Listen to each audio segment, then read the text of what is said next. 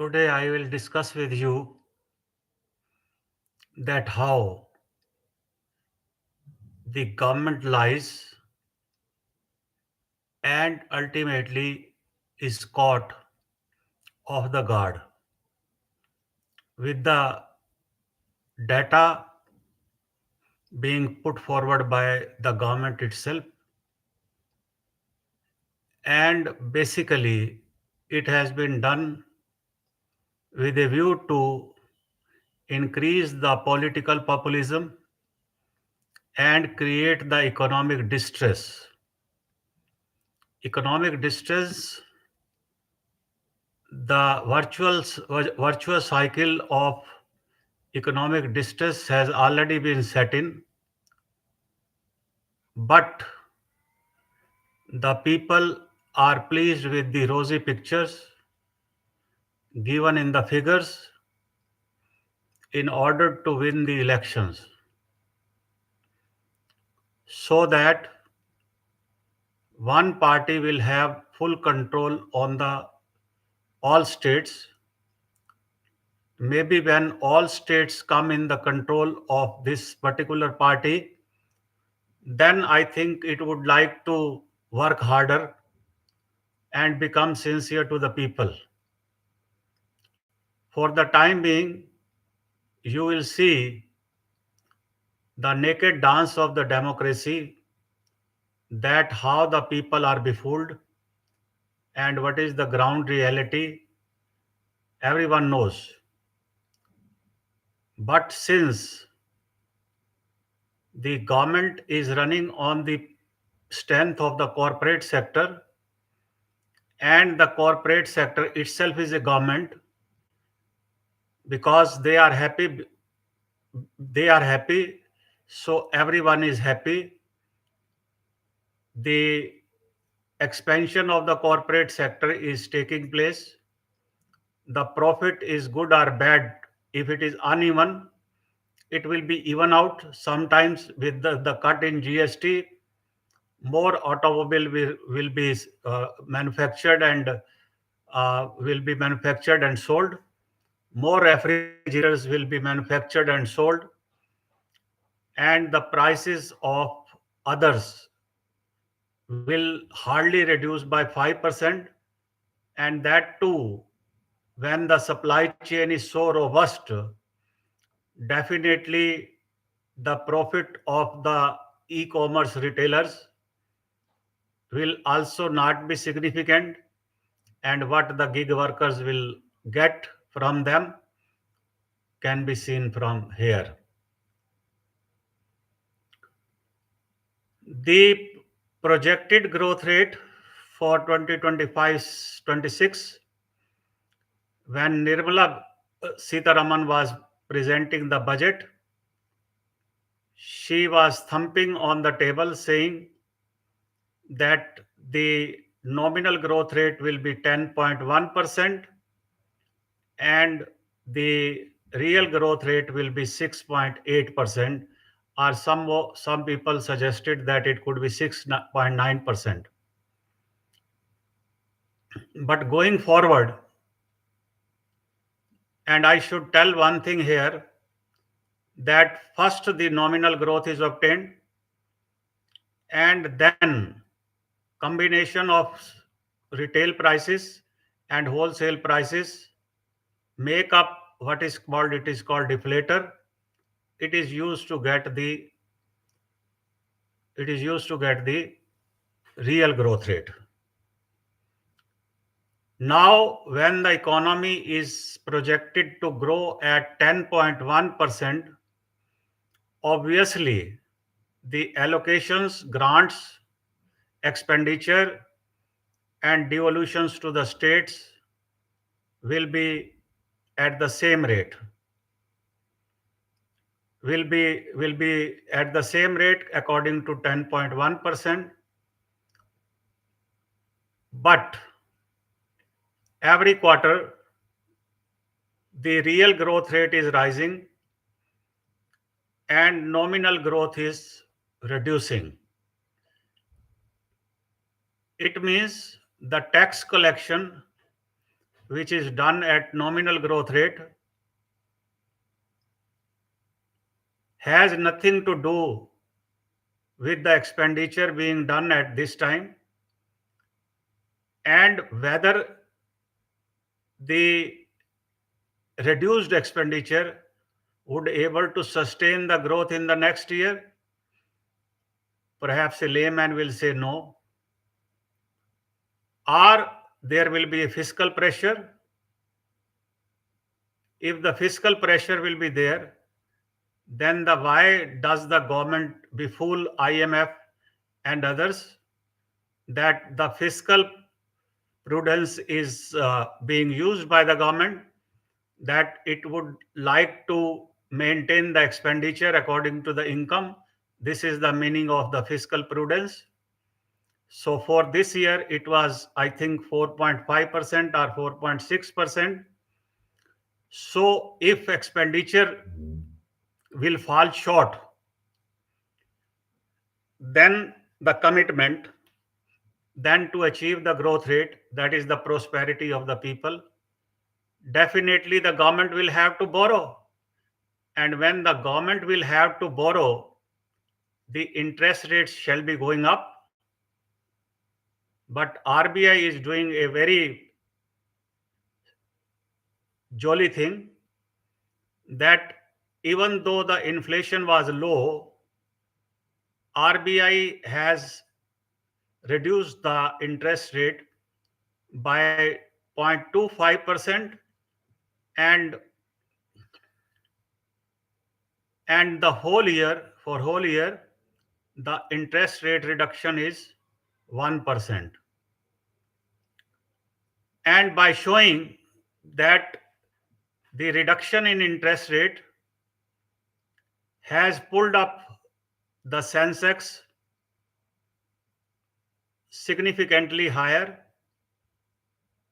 to prove that the stock market is zooming, economy is booming. But remember that stock market has no connect with the real economy. This is a superficial barometer. It used to be good barometer in the earlier days. Say, for example, in 91 to, you can say, up to 2014. Now it is a hype. When foreign investors go away, these are the domestic investors, those who are putting up their money in the stock market, either through mutual fund or literate people in the direct stock market. The return from the stock market was 8% this year, and since the return was less, the FPI, that is the portfolio investors, have withdrawn their money to the tune of 1.5 lakhs crores. And this is the reason I will explain later, that the rupee is collapsing. It has reached to 91. The financial trade RBI can do, that is the swap between the dollar and rupee, then it will be controlled by 1 rupee. Otherwise, it is slipping to the lowest level. But with God grace, one more manipulation has been done, that now the government has shaken hands with the Putin.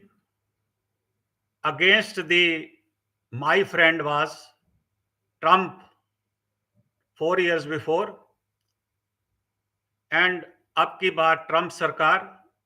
Now Trump has been given goodbye, because he has slapped a tariff of 50%, because suddenly moving towards Russia, and at the same time foreign policy is saying, foreign experts are saying, that India has a strategic autonomy, and we are going by the non-aligned slogan.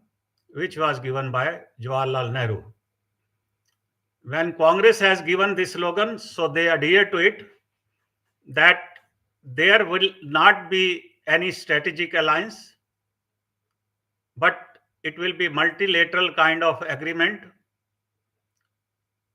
The economic situation would have been good with the US, but it has been given goodbye, and economic situation has been documented to go good in the last Putin meeting, and then the export will start, and then the economy will shine.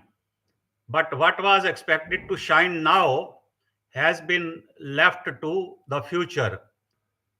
And there is a proverb in English: a bird in hand is better than the two in the bushes.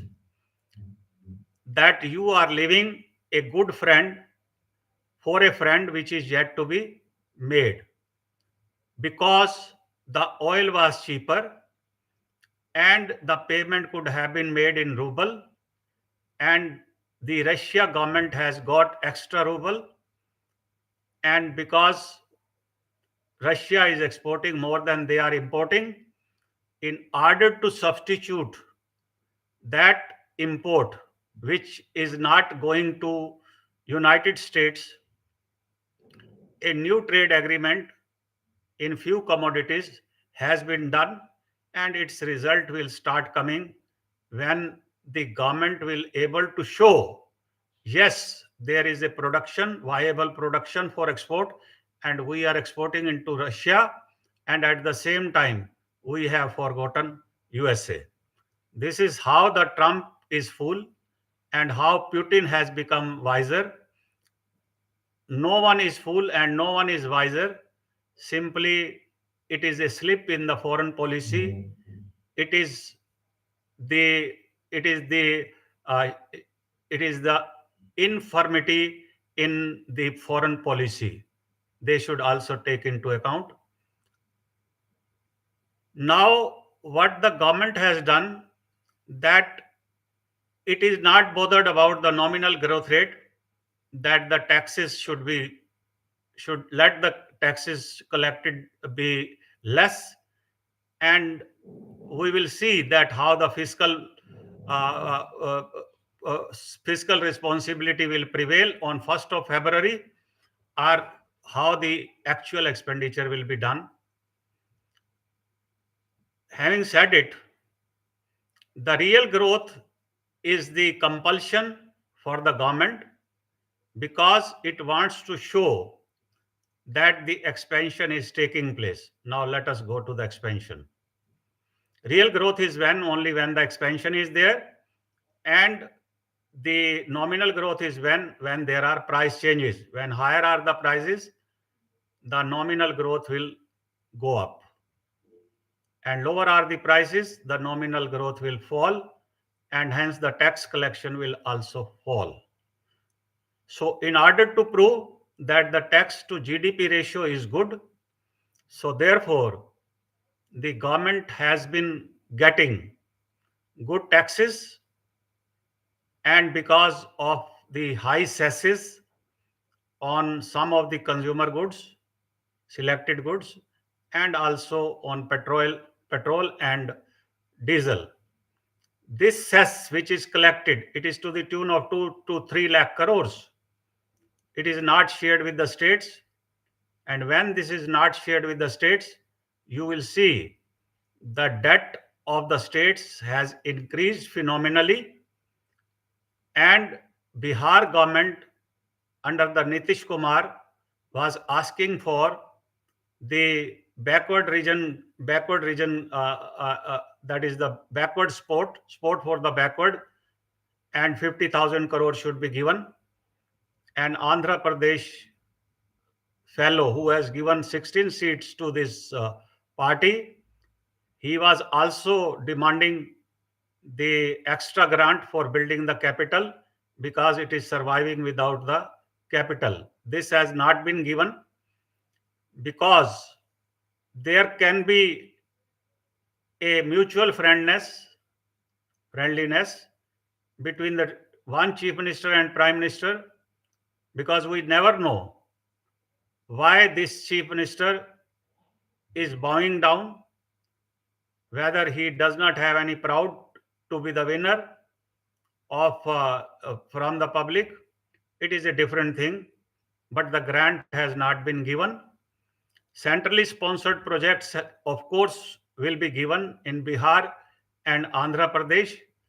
It is it is the prerogative of the central government that which state it gives the centrally sponsored schemes, and it can give the grant also when the state is in deficit. Some tap has been opened that states can also take certain amount of grant, provided their fiscal deficit does not exceed 2.5%, because the states cannot take the loan from RBI. Their revenue capacity is low. And when the debt has risen, it means the states owe greater amount of debt to from where they have taken, and therefore the expenditure every year is getting reduced.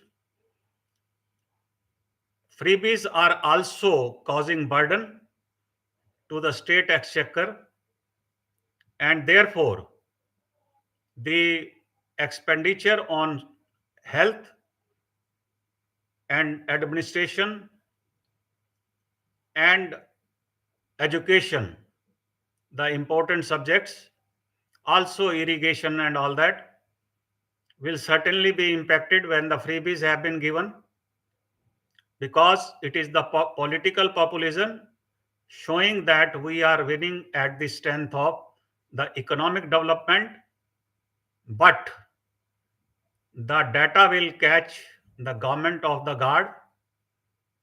Multi-dimensional poverty index is shamefully low, and human development index is at 136. World Bank is saying that the poverty has been reducing over the years, but there is a flaw. Earlier, government was adopting the Tendulkar Committee report of the poverty measurement, and subsequently by Rangarajan. And Rangarajan was pro-government. Now they have given up. The government, in fact, I think, is adhering to the poverty norms of given by the World Bank, and whether the same expenditure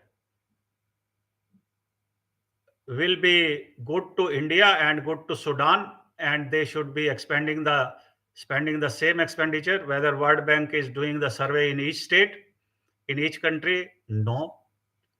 Then a single figure is given by the World Bank sitting at Washington, and this is being followed. Still, there are shortfalls, and which due to this shortfall, because it can take the maximum of consumption expenditure, but multidimensional poverty requires to measure the poverty, it requires certain other things also: education, living standard, and few other essential things, that you are progressing even though you are at poverty level, but you are progressing. The earlier committee's report by DT Lakdawala or Suresh Tendulkar, it was in terms of the calories consumption.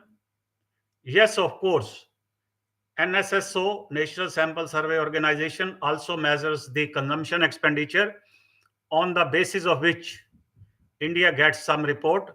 With the mix of these recommendations, the poverty is decided, and so many people have gone up the poverty level. This is the claim of the government. But ground reality will tell you something different. Now, with the real growth rate of this quarter, 8.2%, and nominal growth rate of 8.7%, one thing is very clear, that there must be a statistical manipulation, because the wholesale that is the nominal growth rate and the real growth rate have come so closer that you cannot expect that the inflation must have gone so low. That is, the combined inflation, which is also called deflator, has come down to 0.5%, so that the lower denominator, the higher will be the division, numerator and denominator, the growth rate will climb up to 8.2%. And it is to show that the per capita income is rising every year, and India is the fastest growing economy in terms of the GDP. And whether the things are fluctuating or uneven, the government is not bothered about it. Now, if the expenditure will be reduced this year, when the collection will be reduced due to the nominal growth rate coming low, what the government can show is that now the disinvestment is possible, or off budget borrowing can be done through its own government companies like Food Corporation of India, or some other they can borrow, or they can borrow from RBI, because FCI is acquiring the stock for the government, and it can take the loan from RBI or the banks. This will play out because the tempo of growth has to be kept on. Now, you will see yourself that the the the income disparity has been increasing even in the urban areas, not in the rural areas, because there are no sophisticated assets which can be displayed there in the rural areas. But in urban areas, people are seeing every day that the gig workers, that is the delivery boys, and now construction work is limited. Why it is limited? This the government has to see, must be knowing it. The gig workers are all engaged, even the women and boys, male. They are carrying a basket and driving zigzag through the crowded lane and delivering the goods in time, because there is a competition now in this also. Swiggy, Zomato, Flipkart, Amazon, and Big Basket. Now the JioMart has also come into the picture, because Reliance knows that whenever there would be a clear profit, then he can add on. And refined oil is also imported by Adani. So therefore, these corporate sectors, super billionaires, are making money, and digitization is the advantage to them, because the people cannot go use the car to take few kilos of some grocery goods. So they will click the button sitting at home, even on mobile phone, and delivery boy will be there. How has he come? What is his income? The government has nothing to worry about it. When the supply chain is diverted through the e-commerce, it means the grocery shops are not functioning. It means their income has fallen down. They are semi-employed or sometimes unemployed. It means their income has fallen. And during GST and monetization, that the informal sector broke down significantly. Those who were surviving on the nominal profit, they are not working. They have shut down their floors. Only those who can survive and make the family expenditure, they are just working. And mind that there are semi-skilled and skilled workers, 5 or 6. Unskilled workers will simply go back to their rural areas, and during COVID they have gone back and they have not come back. The government will not explain that why the migration is taking place from Jharkhand, Bihar, and Uttar Pradesh. Why they are coming here to do the petty jobs and get the meager income. Okay, no problem. But the GDP, which is calculated with three methods: one, the income method; another is the expenditure method; and the another is the product method. But the government is happy with the expenditure method because the expenditure is done by the super rich people, middle class. The expenditure is not done by the poor class. They are still taking the goods from the roads. Whatever is left in the evening by the vendors, they purchase it at lowest prices because they are to fill their stomach only. They have absolutely lost their dignity. So therefore, it doesn't matter what they are eating in the dust or somewhere else.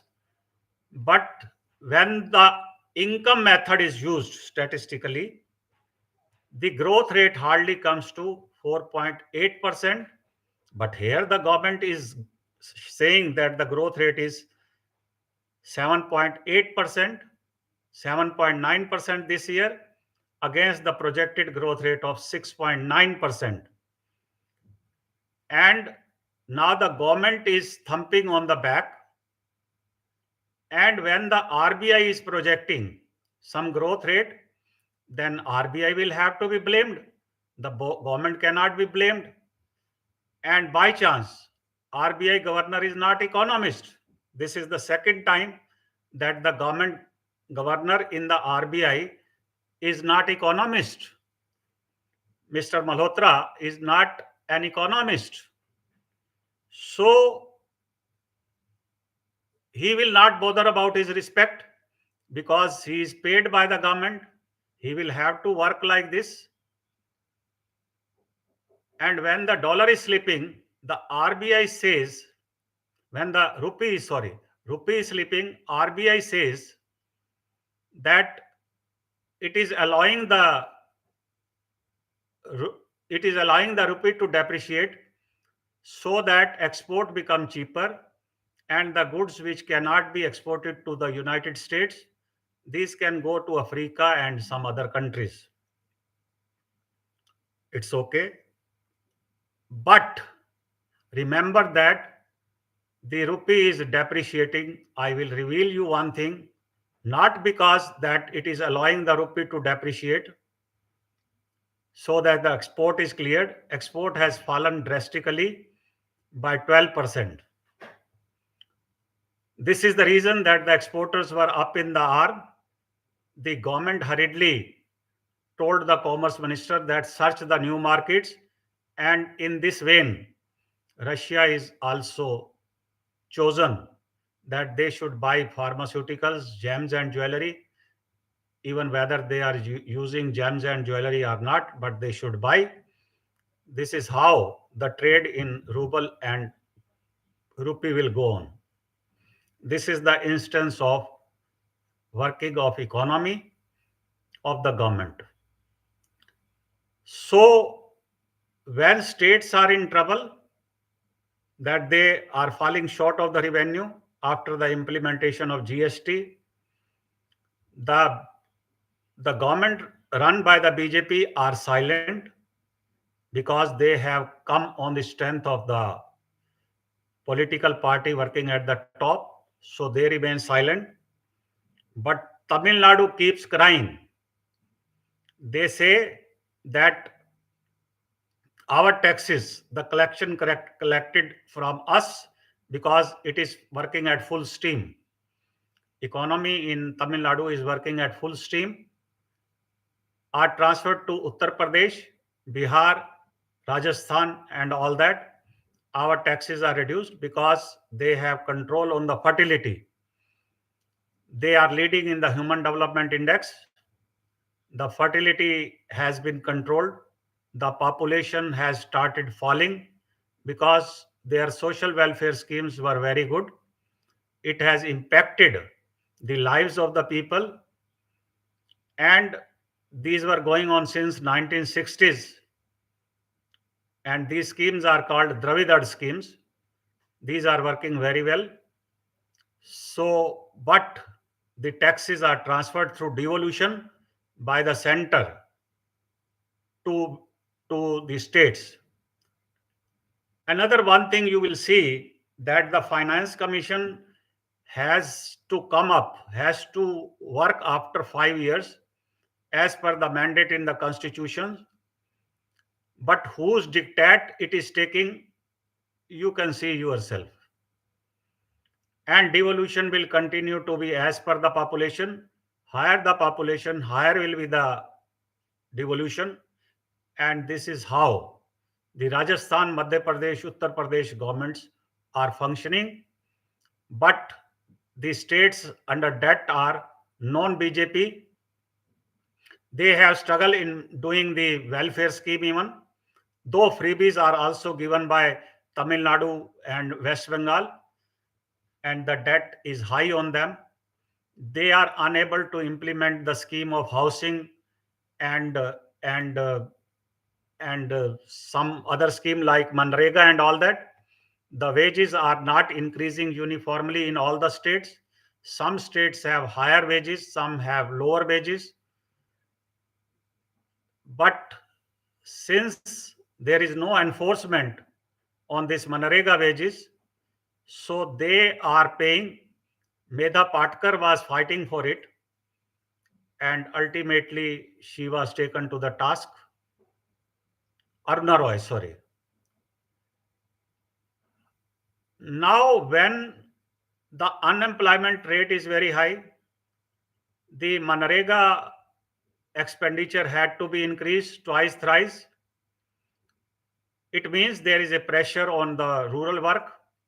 The people have gone back to rural areas. They are not working. So where from the income will come?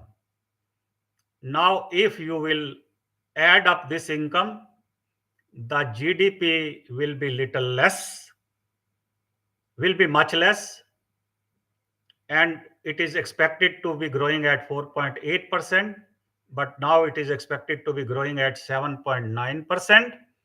So this much gap obviously is due to the expenditure by the higher income people, those who are practically very sound. And now the income tax collection has been streamlined, that is the faceless.